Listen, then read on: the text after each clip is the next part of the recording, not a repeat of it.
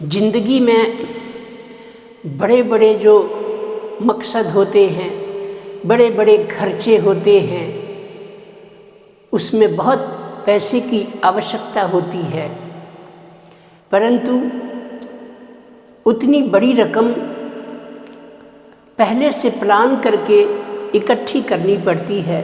Financial planning होती है, पहले से सोचनी पड़ती है। नहीं तो बाद में अचानक जब वक्त आ जाएगा और आपको खर्चा करना पड़ेगा तो अचानक बड़ी राशि का जुटा पाना बहुत मुश्किल और टफ काम होगा आपके लिए।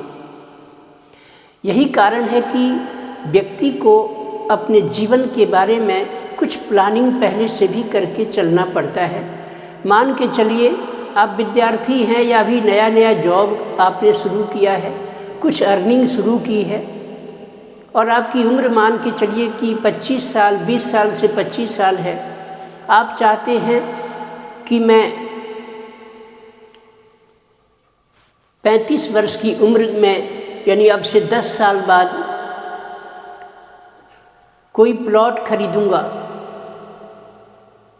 या 40 वर्ष की उम्र में मैं एक कोई प्लॉट खरीदूंगा या मकान खरीदूंगा। तो चूँकि प्लॉट खरीदने या मकान खरीदने का सपना या प्लॉट खरीद कर उस पर मकान बनाने का सपना बहुत एक्सपेंसिव और खर्चीला मकसद है। इसके लिए बहुत मोटी रकम की ज़रूरत पड़ती है। आप उसे इकट्ठा करना चाहते हैं तो आप अपनी आमदनी के अनुसार उसे आप प्लान करेंगे कि कितनी आपकी आय है और उसमें से खर्चे के बाद आप कम से कम कितना मासिक बचत कर सकते हैं। पहले के ज़माने में गुल्लक होते थे। गुल्लक में कहीं से पैसा मिलता था तो हम लोग गुल्लक में डाल कर जमा करते थे और जब कभी कोई साल 2 साल में बड़ी रकम हो जाने का अनुमान होता था तो हम कोई बड़ा काम करने के लिए, मोबाइल खरीदने के लिए या छोटे बच्चे जब हम लोग थे तो साइकिल खरीदने के लिए, रेडियो खरीदने के लिए हम लोग कभी कभी गुल्लक को फोड़ के देखते थे कि देखें इसमें कितना पैसा निकलता है और उस पैसे में हो सकता है कि हमारे आवश्यकता की पूर्ति हो जाए और ये भी हो सकता है कि थोड़ा कहीं पैसे का इंतज़ाम कहीं करना पड़े तो अपने गार्जियन से मांग कर लेंगे। ठीक उसी प्रकार से छोटी छोटी अगर वो बचत नहीं हुई होती गुल्लक में तो वो एकदम से साल 2 साल में बड़ी रकम कहाँ से आती। आपकी वो छोटी छोटी बचत ने वो कमाल दिखाया और आप रेडियो खरीदने में सफल हो जाया करते थे। उसी प्रकार से या अपने ज़रूरत के लिए साइकिल खरीद लिया करते थे। अब वो ज़माने बदल गए। अब साइकिल के बजाय बाइक आ गई, स्कूटी आ गई जिनकी कीमत लाख रुपए के अराउंड है। कार आ गई, 4 व्हीलर्स जो लगभग 4 लाख से लेकर और फिर आपकी इच्छा अनंत है, बहुत महंगी कारें आती हैं। मकान खरीदना है, प्लॉट खरीदना है तो कम से कम 20 लाख 30 लाख का प्रोजेक्ट है। तो अब बड़े सपने हो गए, महंगे शौक हो गए और उन शौक की पूर्ति करने के लिए पैसों की मोटी आवश्यकता हो गई। आपकी बचत और आपके प्लान में और बचा हुआ समय कितना है, आप उसे कब फुलफिल करना चाहते हैं, उतने साल में अपने बचत को मल्टीप्लाई करके देखें कि आप कितना जोड़ पाएंगे। उस हिसाब से अपने प्लान को आप सेट कर सकते हैं। आज का मेरा वीडियो बनाने का जो टाइटल है वो है छोटी बचत बड़ी पूंजी। छोटी बचत बड़ी पूंजी। मान के चलिए आप कोई छोटा काम, ट्यूशन ही पढ़ाते हैं पॉकेट मनी के लिए या कोई सर्विस करते हैं कहीं कंपनी में, फैक्ट्री में, किसी सरकारी दफ्तर में या छोटा बड़ा कोई व्यवसाय करते हैं। मासिक आय या दैनिक आय थोड़ा थोड़ा बचाने की हैबिट अपने अंदर बढ़ा लीजिए। कुछ ऐसे हैबिट बनाइए जिससे कुछ बचत की तरफ आपका रुझान हो और बचत की आदत पड़े। आपकी इन दिनों की गई बचत की ये आदत और छोटी छोटी रकम को बचा बचा कर आप देखेंगे कि 10 साल में 15 साल में जब आप उस उम्र पर पहुँचेंगे जहाँ आपको मकान की ज़रूरत है, बेटी को पढ़ाने की ज़रूरत है, पढ़ाई का कोई मोटा बड़ा खर्चा आ गया, बच्चों का कोई शादी विवाह है उसमें बड़ा खर्च आ गया, या अपने रिटायरिंग एज में वृद्धावस्था में अपने बाकी के शेष जीवन को चलाने की बात, उसमें वित्तीय आज़ादी, फाइनेंशियल फ्रीडम आप चाहते हैं, तो उन सब के लिए अभी से बचत करना होता है। कंपनियों में, फैक्ट्री में, ऑफिसों में कहीं भी काम करते हैं तो अपना पीपीएफ या पीएफ कटता है, प्रोविडेंट फंड कटता है और वो हमें नौकरी छोड़ने पर मिलता है, जिसमें कुछ ब्याज भी मिलता है। गुल्लक में जब हम जमा किया करते थे तो उस गुल्लक में जितने पैसे डाले गए उतने ही पैसे निकलते थे इकट्ठे होकर, लेकिन उसमें ब्याज की वृद्धि नहीं होती थी। कौन देता ब्याज? गुल्लक ब्याज तो पैदा कर नहीं सकता था, इसलिए जितने पैसे उसमें थे उतने निकल आते थे। बस एक फ़ायदा होता था, इकट्ठा होकर रकम बड़ी मिल जाती थी। खर्चे पर नियंत्रण आप रखेंगे, बचत की आदत आप जब डाल लेंगे तो आप देखेंगे कि आप अब उसी में सेट हो गए। आपकी इनकम अगर 20,000 रुपया महीना है तो आप ये मत सोचिए कि आपकी आमदनी 20,000 है, आप 2,000 की बचत शुरू करिए, 18,000 अपनी इनकम मान लीजिए और 2,000 को ऐसे मानिए कि बचत करना है, मेरी इनकम ये है ही नहीं। और हर महीना आप बचत करें। कहाँ बचत करें? जिससे हमारा पैसा इकट्ठा भी हो और उसकी ग्रोथ भी हो, उसमें पैसा ब्याज भी बढ़े, ब्याज बनकर मूलधन में जुड़कर कंपाउंडिंग इंटरेस्ट, कंपाउंडिंग रफ्तार से हमारा पैसा बढ़े। उसकी आज आपको एक बहुत शानदार बात बताता हूँ। छोटी बचत बड़ी पूंजी। कक्षा 1 में जब आप थे तो क लिखना सीखा, क ख ABCD सीखा, अंक लिखना सीखा, 1 2 3 4। बूंद बूंद से ज्ञान भीतर आपके दिमाग में, दिल में आता गया और धीरे धीरे धीरे धीरे आप जो है बड़े ज्ञानी हो गए। और अब भी फर्राटेदार आप इंग्लिश बोलते हैं, फर्राटेदार हिंदी बोलते हैं, फटाफट सॉल्व कर देते हैं कोई बड़ी कैलकुलेशंस को। तो ये सब अचानक तो नहीं हुआ ना। कक्षा 1 से पढ़ते पढ़ते अब मैट्रिक पास किया आपने, हायर सेकेंडरी हाई स्कूल पास किया, कॉलेज पास किया, तब जाके आपकी ये स्थिति आई, नॉलेज बढ़ा। इसी तरीके से छोटी बचत बड़ी पूंजी, वही छोटा छोटा बूंद बूंद करके घड़ा भरता है। आज इसी बारे में ये हेडिंग पर मैं आपको एक शानदार विधि बताता हूँ। देखिए, शेयर मार्केट जो लोग कहते हैं कि खतरनाक है, मैं गारंटी कहता हूँ खतरनाक उन लोगों के लिए है जो ऑप्शन और फ्यूचर ऑप्शन में कार्य करते हैं, इंट्राडे करते हैं, जिसके लिए मैंने जब से कोई वीडियो डाला है, किसी वीडियो में मैंने इंट्राडे का कभी नाम नहीं लिया और न आपको मैं सलाह दूंगा। भूल कर भी किसी की बातों में आकर इंट्राडे में मत फंसना, न फ्यूचर में न ऑप्शन में। आपको सेफ तरीके से सिर्फ बचत करनी है, इन्वेस्ट करना है पैसा गुल्लक की तरह बूंद बूंद करके, SIP सिस्टमेटिक इन्वेस्टमेंट प्लान की तरह। मैं 2-4 ऐसे सेफ तरीके बताऊंगा। मैं हमेशा ETF की बात करता हूँ, एक्सचेंज ट्रेडेड फंड की। कभी मैं किसी एक खास कंपनी की सलाह भी नहीं देता।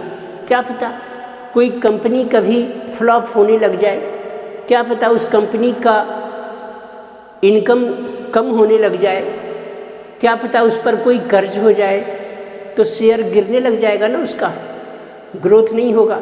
इसीलिए मैं कहूँगा कि आप किसी एक खास कंपनी के बजाय ETF पर काम करें। ETF एक कंपनी नहीं होती कभी भी, वो कुछ ज़्यादा कंपनियों का समूह होता है। कोई कंपनी अगर खराब परफॉर्मेंस कर रही होगी, ग्रोथ नहीं कर रही होगी, तो वो कंपनी हटा दी जाएगी और दूसरी ग्रो करने वाली कंपनी शामिल कर ली जाएगी। यही कारण है कि ETF में नुकसान कभी नहीं होता।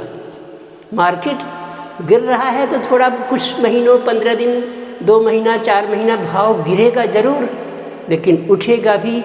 हर रात के बाद सवेरा भी आता है, ये ध्यान रखिएगा। रात आती है, अंधेरा होता है ना, लेकिन सवेरा भी उसके साथ आता है। हर सुख के बाद दुख और दुख के बाद सुख साथ आता है। दुख और सुख भाई भाई हैं, दिन और रात भी भाई भाई हैं।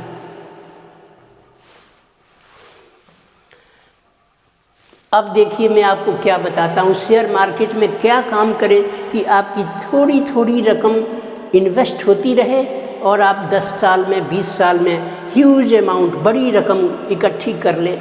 नंबर 1,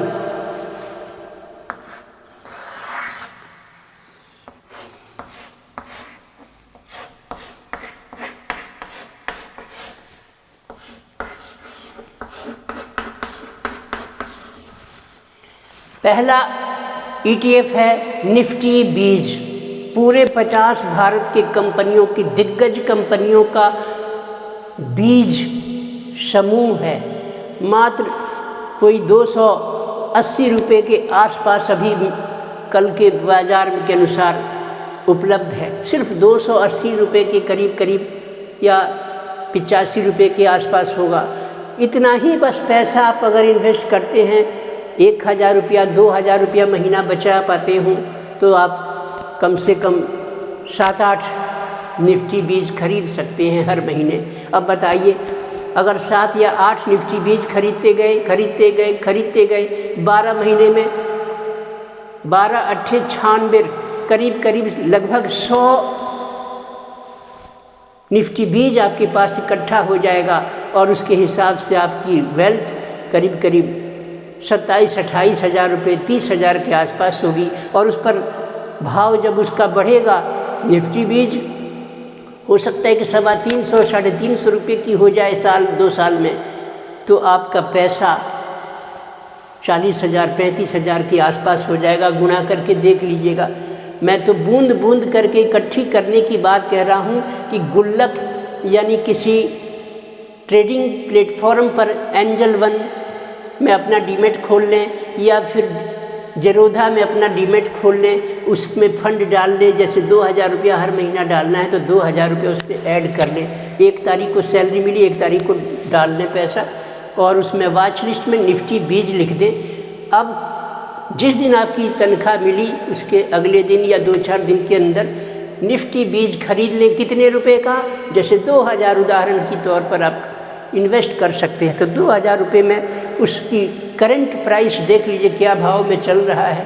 और शाम के करीब 3 बजे, 3:15 बजे, क्योंकि मार्केट 3:30 बजे बंद हो जाएगा, 3 बजे के आसपास आप देख लीजिए क्या भाव चल रहा है और 2000 रुपया है, उसमें डिवाइड करके उसकी प्राइस से देख लीजिए कि कितना पैसा उसमें इन्वेस्ट, कितनी क्वांटिटी खरीद पाएंगे।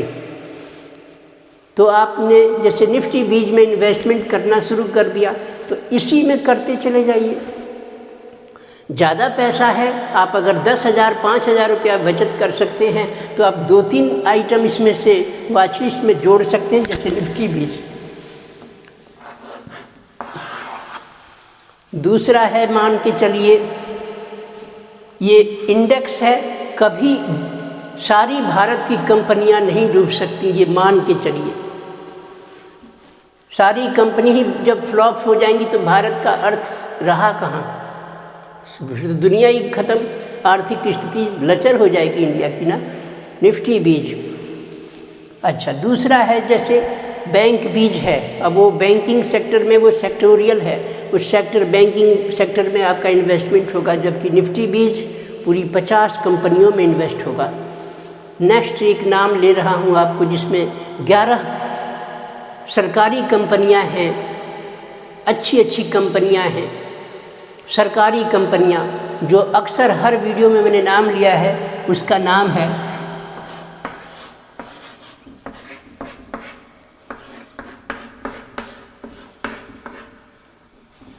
CPSE ETF, ये दूसरे नंबर पर है। अगर आपकी बचत 5,000 रुपया महीने की है SIP करने का विचार है तो 2500 इसमें निफ्टी बीज खरीद सकते हैं, 2500 का CPSE ETF खरीद सकते हैं, जिसमें एक की कीमत आज कल के मार्केट के अनुसार CPSE ETF 87 रुपये के करीब का था।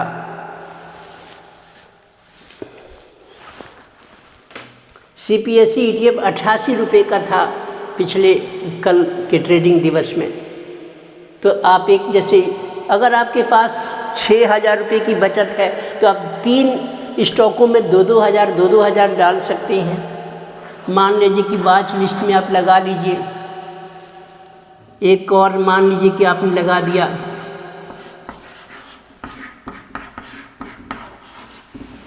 IT बीज, 3 हो गए आपके पास। चौथा आप लिख सकते हैं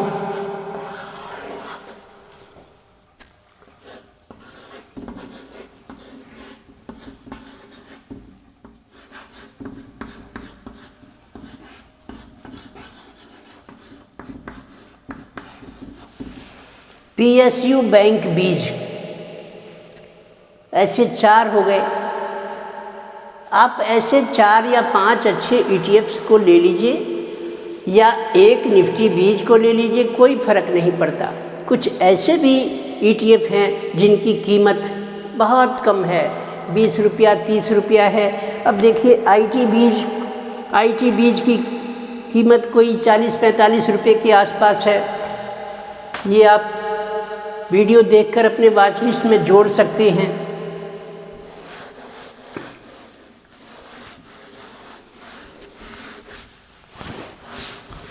अगला आप लिख सकते हैं चांदी, सिल्वर को।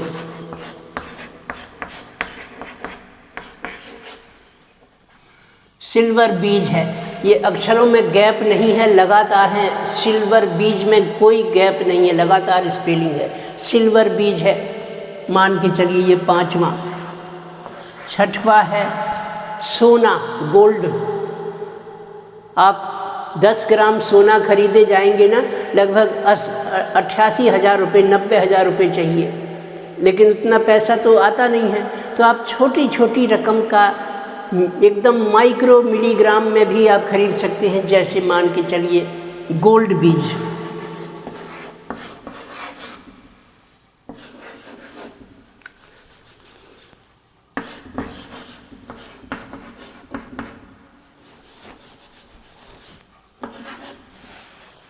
गोल्ड बीज ये सोने का ETF है और सिल्वर बीज चांदी का ETF है। सिल्वर बीज लगभग 85 रुपीज़ 85 रुपये का मिल रहा है। गोल्ड बीज ये लगभग 60 रुपये के आसपास होगा, मेरे को अभी भाव देखा नहीं है मैंने। तो सोना चांदी इसमें भी आपका इन्वेस्ट हो गया, निफ्टी की 50 कंपनियों में इन्वेस्ट हो गया। ऐसे करके आप 5-6 स्टॉक अपने वॉच लिस्ट में लगा लीजिए। एक तरीका तो ये हुआ। अब आप किसी महीने में मान लीजिए आपको लगा कि निफ्टी बीज सस्ती मिल रही है, मार्केट गिर रहा है, सस्ता मिल रहा है, रेड कैंडल है, 1 डे की कैंडल, तो आप उसमें निफ्टी बीज खरीद लीजिए। बाकी अगर प्लस में चल रहे हैं यानी महंगा चल रहा है, उन्हें मत खरीदिए। जो माइनस में दिखे, रेड दिखे, गिरावट में दिखे, उसमें इन्वेस्ट करिए उस महीना। बाकी पैसे फिर तब लगाइएगा किसी महीने में जिसमें इन 5-6 स्टॉकों में जिसमें भी आपको लगे कि इसमें सस्ता मिल रहा है, रेड कैंडल बनी है 1 डे वाली, भाव गिरा है, तो खरीदने का मौका है क्योंकि वो सस्ता मिल रहा है आपको। तो उसमें आप जैसे चांदी का भाव गिरा तो सिल्वर बीज खरीद लीजिए। 2000 रुपये की कैपेसिटी आपकी है, 2000 रुपये का कितना आएगा डिवाइड करके देख लीजिए। चांदी के नहीं खरीदना, गोल्ड माइनस में चल रहा है या सस्ता मिल रहा है, तो आप अपने 2000 रुपयों से गोल्ड बीज के भाव को डिवाइड करेंगे तो क्वांटिटी मालूम हो जाएगी, उतनी क्वांटिटी आप गोल्ड बीज खरीद लीजिए। इंट्राडे नहीं, कैश एंड कैरी डिलीवरी पर लीजिए, लॉन्ग टर्म के लिए लीजिए। आपका पैसा कोई 10 साल 5 साल का इन्वेस्टमेंट का प्लान रखिए। आज खरीदा आज बेचा, ये तो सट्टा है। This is not an investing, ये इन्वेस्टमेंट नहीं है। लंबे समय का प्लान रखिए। आज प्लॉट खरीदते हैं तो उससे इंतज़ार करते हैं साल 2 साल, तो उसका पैसा बढ़ के मिलता है ना। उसी तरीके से आज खरीद के 2 साल 5 साल बाद बेचना है तो बेचिए। तो ये सब कुछ मैंने आपको स्टॉक के नाम बताए हैं जो बहुत बेस्ट है, कभी लॉस नहीं होगा। लॉन्ग टर्म को लेके चलिएगा तो कोई आपको रिटर्न दे रहा होगा 50%, कोई 40%, कोई 20%। CPSE ETF ने पिछले साल 110% प्रॉफिट दिया था 1 साल में। ज़रूरी नहीं कि हर बार ऐसा देगा, लेकिन कहने का मतलब अच्छा स्टॉक है। चांदी, गोल्ड, अब चांदी सिल्वर जो है, सिल्वर बीज 96 रुपीज़ के मैक्सिमम प्राइस पर गया था सन 2024 में। कभी न कभी फिर वो 96 पर या 100 रुपीज़ का होगा। अभी वो 85 के आसपास मिल रहा है, तो आपको एक ETF पर 15 रुपये का मुनाफा होगा ना। अब आप जितना चीनी डालेंगे उतना मीठा होगा ना। थोड़ा थोड़ा पैसा डाल रहे हैं 2-2 हज़ार, तो 12 महीने में आपने 12 दूनी 24,000 रुपया इन्वेस्ट कर दिया। और 24,000 के हिसाब से 4 साल में लगभग आपने 1 लाख रुपये लगभग इकट्ठे कर लिए। और तब आपका वो आइटम का जो रेट है ETF का, वो वहीं तो नहीं रुकेगा ना, वो बढ़ेगा भी।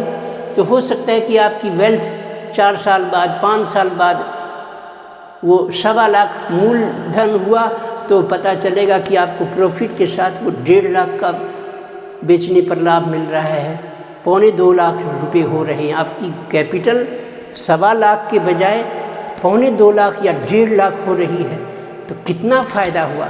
और उसको फिर आप खरीदते चले जाइए या बेच कर एक बार प्रॉफिट बुक करके अगले दिन फिर खरीद लीजिए। ऐसे भी कर सकते हैं। जब प्रॉफिट 3% आपको दिखे किसी भी उन 5-6 स्टॉकों में, उन्हें सेल कर दीजिए और फिर नेक्स्ट मॉर्निंग या जब भी मौका लगे सस्ता हो तब उसे फिर खरीद लीजिए। ऐसे ऐसे करके आप इन्वेस्टमेंट करेंगे, जीवन में बहुत पैसा हो जाएगा। और इसके जैसा कोई दूसरा बिजनेस मुझे नहीं लगता, क्योंकि ये ऐसी चीज़ है कि धीरे धीरे धीरे धीरे आपकी पैसे में ग्रोथ होती है। Any time you can sell, any time you can buy.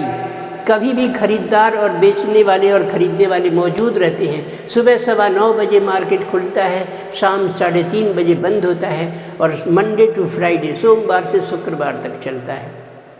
कोई दिवाली, होली, छुट्टी का दिन है तो मार्केट बंद रहेगा। सेबी की निगरानी में रहता है, नेशनल स्टॉक एक्सचेंज की उसके निगरानी में रहता है। तो ये इन्वेस्टमेंट का बड़ा सुंदर प्लान था। छोटी छोटी रकम करना सीखिए, धैर्य रखिए, धैर्य रखना सीखिए। ज़रूरत फालतू जो ज़रूरत से फालतू जो आपके पास पैसा है उसकी SIP करिए। मंथली इन्वेस्टमेंट प्लान में RD करते थे, रेकरिंग डिपॉजिट बैंक में या पोस्ट ऑफिस में, तो हर महीना उसमें पैसा डालते थे ना, 5 साल बाद पैसा मिलता था आपको। उस तरह से RD की तरह इसमें पैसा डालिए ना, 5 साल बाद देखिएगा पैसा कितना आपका ग्रो करता है। क्यों इतनी गारंटी के साथ? एक आप नहीं, आप देखिएगा कितने लाखों की तादाद में ट्रेड होते हैं, करोड़ करोड़ लोग ट्रेडिंग कर रहे होते हैं। बहुत अच्छा इन्वेस्टमेंट प्लान है। लेकिन ETF, don't buy any single stock of A company. Company का खरीदना भी है तो TCS है, रिलायंस है, SBI का शेयर है, ये थोड़ा फिर भी ठीक कहूँगा। तो वीडियो अगर आपको पसंद आए तो शेयर ज़रूर करिएगा और मेरे चैनल को सब्सक्राइब कर दीजिएगा। धन्यवाद।